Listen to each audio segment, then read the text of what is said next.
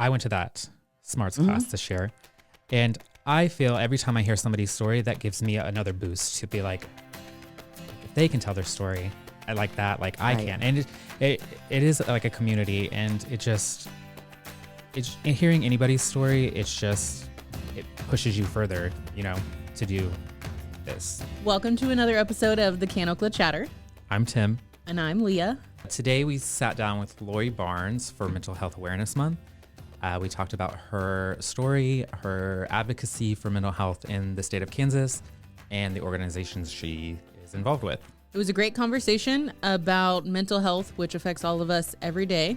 And just a heads up, this podcast does discuss suicide, serious mental illness, and other topics that could trigger some. All right. Well, thank you for being here today, Lori. Yes. We have a lot to talk about. We could probably have 2-part, 3-part podcast, but we're going to try to cover as much as possible because this month is a very special month of mental health awareness. Yes, it is. Not to be confused that I just learned before this with March 13th was Mental Health Advocacy Day. Yes. We're going to talk about both. And then January it's another mental wellness. Well, we're going to have to month. Cut that out because you didn't actually know it. So, well, January is Mental Wellness Month. Edit that. October is Suicide Prevention Month. Yes. So there are. Oh, good. So we're. Yeah.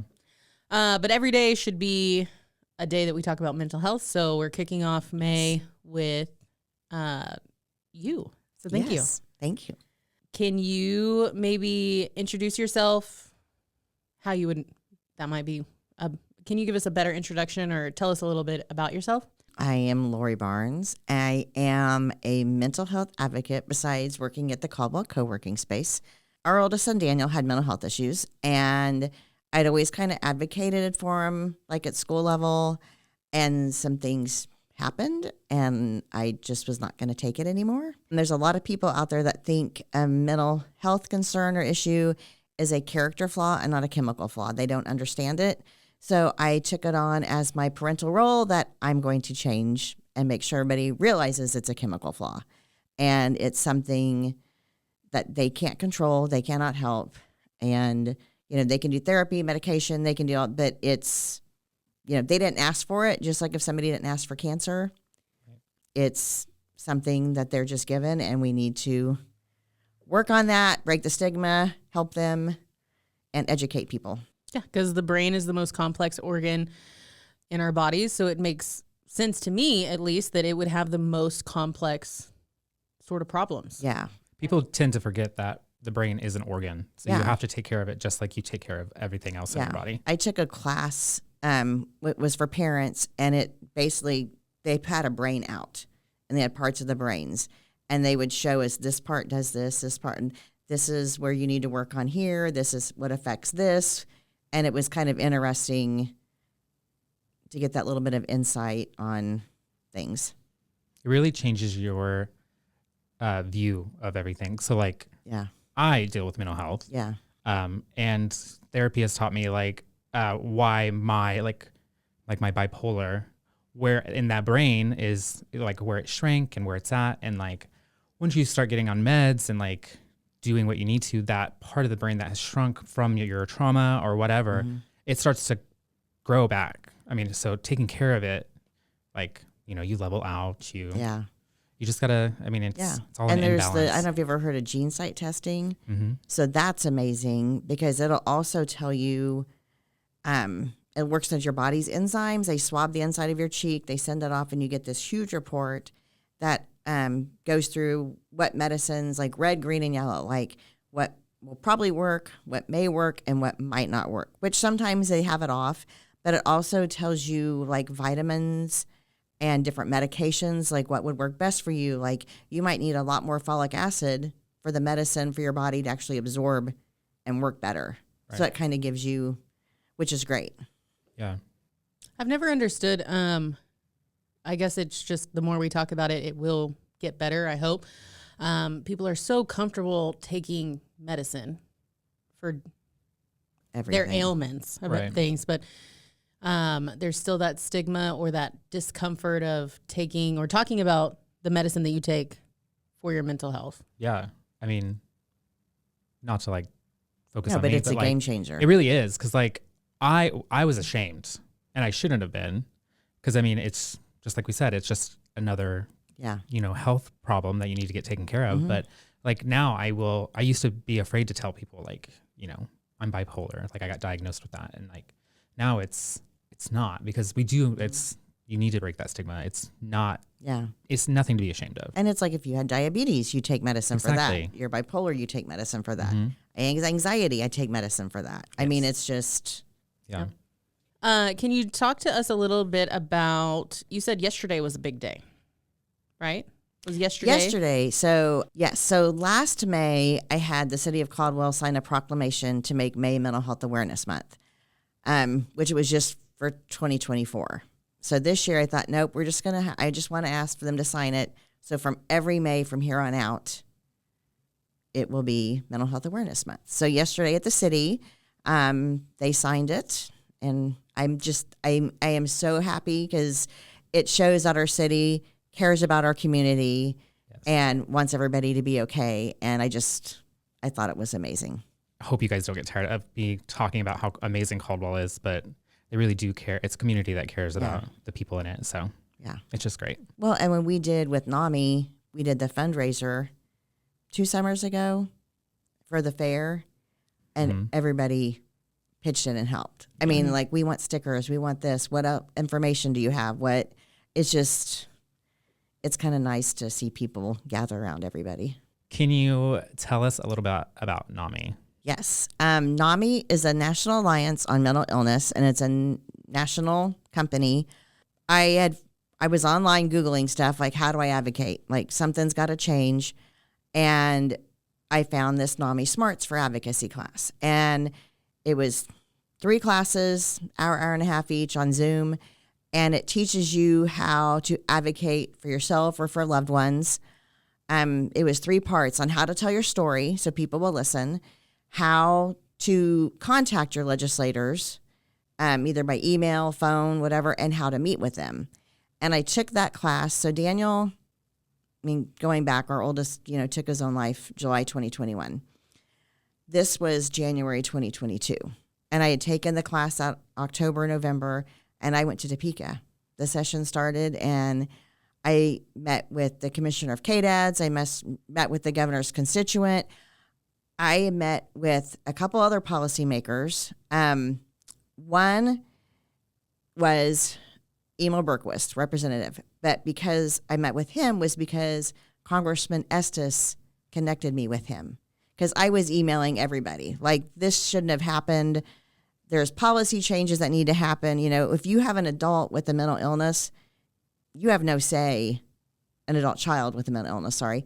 You have no say, right? Unless you get their rights taken away. So I'm like, there's got to be something out there where I can advocate for change.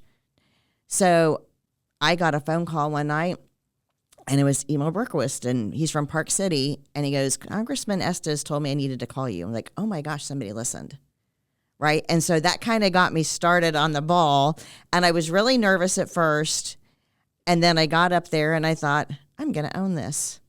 And it just was because I was so passionate about change and passionate about what was going on. So I thought, there's not a Nami in our area. So I'm like, what do I need to do? So Nami Butler County is what it used to be. And in August of 2022, we became our own affiliate down here in Nami, South Central Kansas. And we have Sumner, Cowley, Butler, Chautauqua, Montgomery, Elk, and maybe Woodson or Greenwood. Like, they added one and just took one away. But so we have like 10 members of our affiliate. And so now we have Nami here. I never knew. I knew that we had Nami South Central Kansas, but I didn't know that you. Yes. Thank you for starting that. Yeah, she's leading for it. You know who helped was Representative Riley. The first time I ever gave a presentation, because you have to have you have to have 5 people to make an affiliate. So he sponsored me at Arc City Chamber, and I gave a presentation, and it just kind of rolled. after Daniel died, did that help? Because it seemed, that timeline you just gave was very close together. Mm-hmm. Did that help you with your grief during that, or did it, not that it could make it any easier? No, it did. I started therapy right away.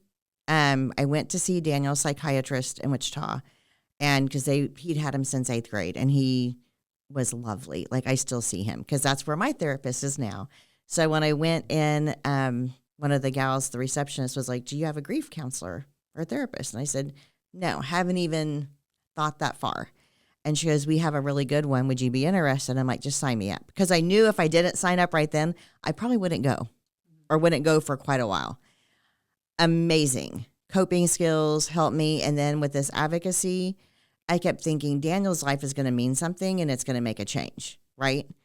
And so I just thought, if it helps one person and saves one person, like, his life mattered and it still matters. And it's kind of being his voice. Mm-hmm. And I feel like I'm still advocating for him. Sometimes I think I'm in denial that he's gone, but it just helps through that whole thing, that process. And all the legislators up there know. One of the first ones I met with too, I got all choked up and I said, "I am so sorry." And he's like, "Why?" He goes, "That's your story." And like, you realize that people are human. People in Topeka are human. And the more you talk to them, they might have a son, they might have a daughter, they might have a grandson. This last year when we were at Advocacy Day, he was like, "Oh yeah, my granddaughter just took her own life this last summer." It's just, they are human. A lot of them are going through the same thing, and just trying to make a difference helps. Mm-hmm. And we still have grief. I can be in Menards and hear a song on the radio, and people probably think I don't know, but I will have to sit down and plug my ears somewhere so I can't listen to the music, because it'll be something that just sets me off. Yeah. So it never goes away, but the advocating does help a lot. We get so stuck in the, "Hi, how are you?" "Good, thanks." Yeah. Mm-hmm. "How are you?" "Great, thank you." I am an open book. Like the out in the open. I'm that behind closed doors, the suffering alone or in silence, or that you can't talk about that, or whether that makes them uncomfortable or not. I have a lot of respect for people who live openly and can talk about their feelings. And it does make people uncomfortable sometimes. Yeah. And I don't care. But then it probably makes them uncomfortable. One, they may not have ever had to like verbalize it, but two, it's probably because they have never actually said their suffering out loud. Yeah. Or any of their trauma or anything like that. I will say, I had a suicide attempt back in May of 23, so it's coming up on 2 years. But I suffered in silence for some time, even though I had that support. Like, you're still in that mindset. But I will say, Lori with Nami, I'm a part of Nami because of Lori, and I'm part of the Mental Health Coalition because of Lori. So her getting me into those advocating roles, or showing me that there are other people out there that want to support. That kind of saved me. Just being pulled into those, and I'm proud of you. Thank you. Because after that, it was hard for me because it triggered me. Yes. And so it took me a while before I talked to him again, because I was just like, I can't do this again. I'm close to somebody. I cannot do this again. Yeah. But Nami, like David Larson, I reached out to one of the guys in Wichita and said, "Can you please go chat?" Yeah, he actually came up and sat with your mom. Sat with my mom. Yeah. Yeah. It was great. It's a community. Yeah. Once you get into it, our advocacy groups are communities too. Yeah. Mm-hmm. And I don't have a degree in any kind of mental health stuff, but I have been involved so much that I'm learning all these things, and people will listen, and I'm like, why? Like, I don't, or they'll call, and I'm just like, last night I got a call, said, "Hey, I saw your story and I need help. My son," I'm like, oh my, it's just. That makes it all worth it. Yeah. And so. It doesn't make it easier. No. For you or anyone, but you have obviously chosen a very hard road, but like, it's clear that you chose to make a difference, and that, here just sitting in this room. Tim is here, and part of that is because of you. Like I said, it makes me like, okay, Daniel's life is meaning something. And he, like you said, he still matters because he is going to make a difference through me for other people. Yes. Right? Well, and Nami's also just for people, they have peer support. Right. Like if you have issues and you have mental health, they have peer support classes, connection supports. It's for veterans. If veterans have PTSD, they have support. For medical providers, they have stuff for medical providers where they can learn how to recognize signs when their patients come in. We have family support groups. I mean, we have so much information. We have Nami on campus now where information goes into school. So like when we did the fundraiser at the fair with that money, I got materials because we needed them. But I also got these little cards and I just gave some to the hospital. They asked for some stuff. But it was like calming strips. Oh, nice. And on one side it was a calming strip, and then the other was like, text us, call us, because Nami also has a warm line that you can call for help for either yourself or a loved one. So if you don't want to call 988 or text 988, Nami has one also. You mentioned 988. Can we talk on that? Can you? Because you talked about Nami's line. Yeah. But 988. 988 is, I think it was the summer of 2022 also. Mm-hmm.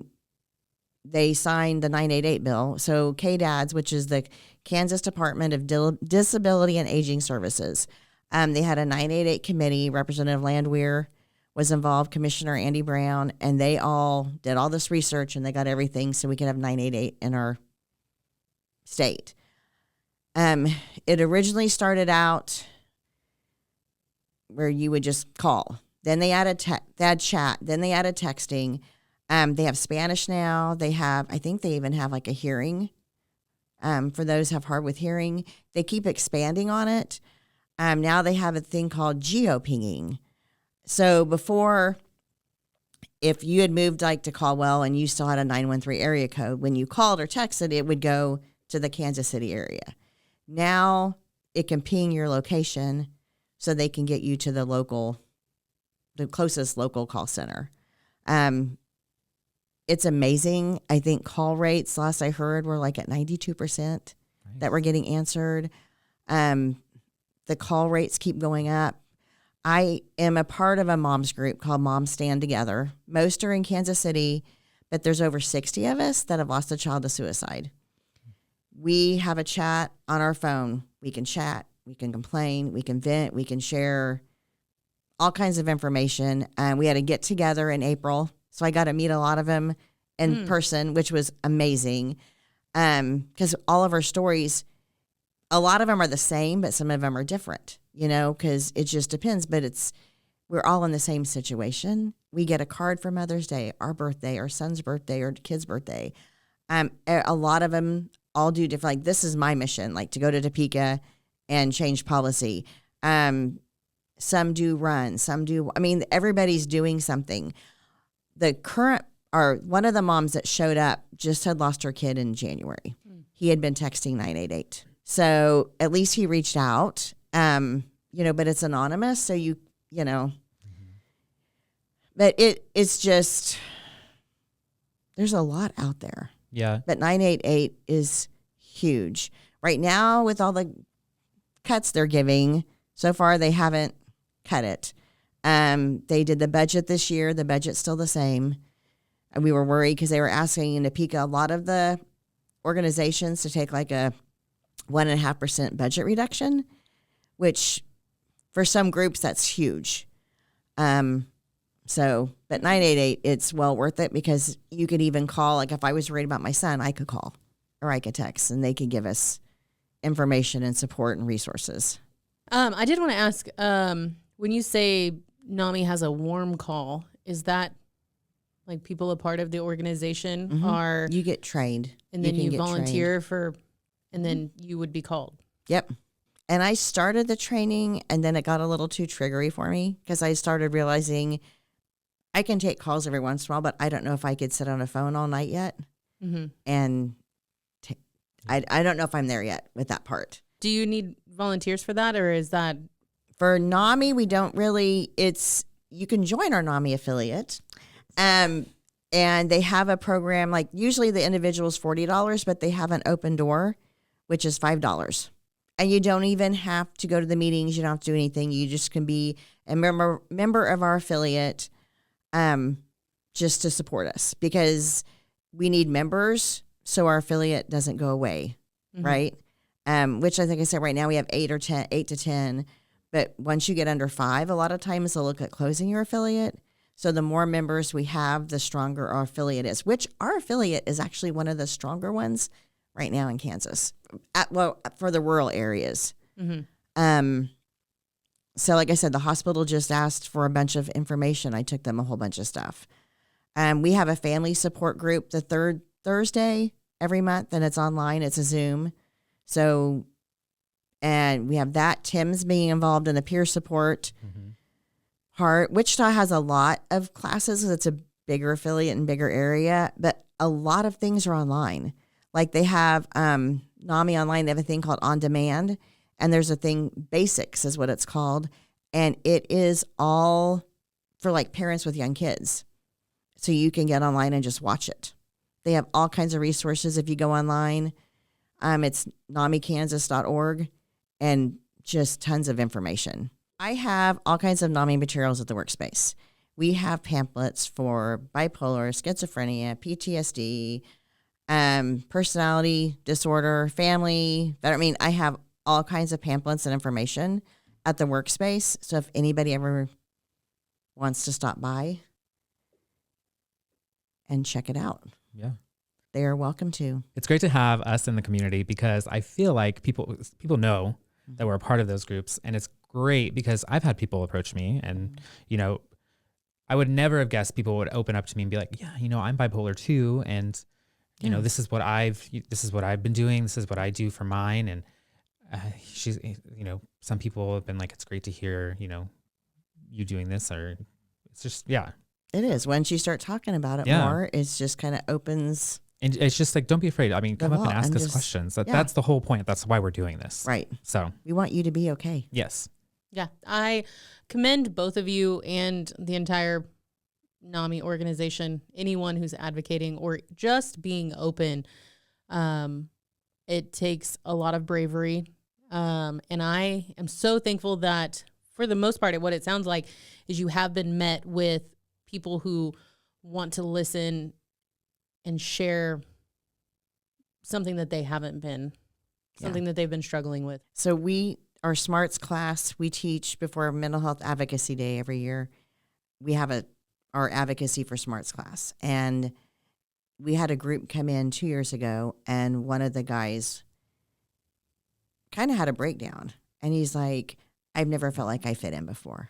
And it just made me cry, because I was like going, that's why we do this, right? We need to make people feel wanted and seen and heard, and want them to have a voice, and want them to be okay and advocate for themselves. I went to that SMARTS class this year, and I feel every time I hear somebody's story, that gives me another boost to be like if they can tell their story like that, like I can. And it is like a community, and it's hearing anybody's story, it pushes you further, to do this. What you have touched on with NAMI, and the different levels of membership, and down to the pamphlets in the workspace, and the hospital reaching out for the information, and there's so many different layers that you're doing, and it's none of it. I don't think any of it's easy, but I think that's truly what it takes.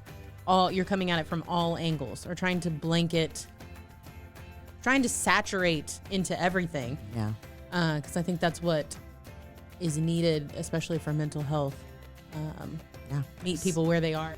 I'm glad we talked about all of this. I think it's going to lead into another part, telling Justin now we're going to have a part 2.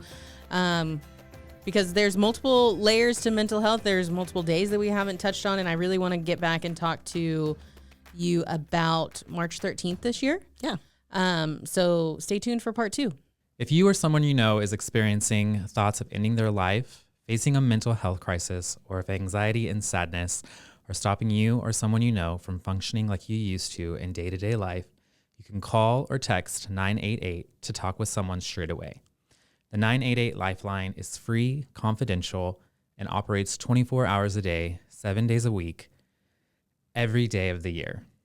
When you call, you'll connect with someone who is trained to help people who are in crisis, who are ready to listen and provide support. Whether you're struggling with suicidal thoughts, anxiety, or any form of emotional distress, remember that you are not alone, you are loved, and help is always available if you call 988. We had so much to talk about with Lori in this first episode that there will be a part 2, so look for that coming next week.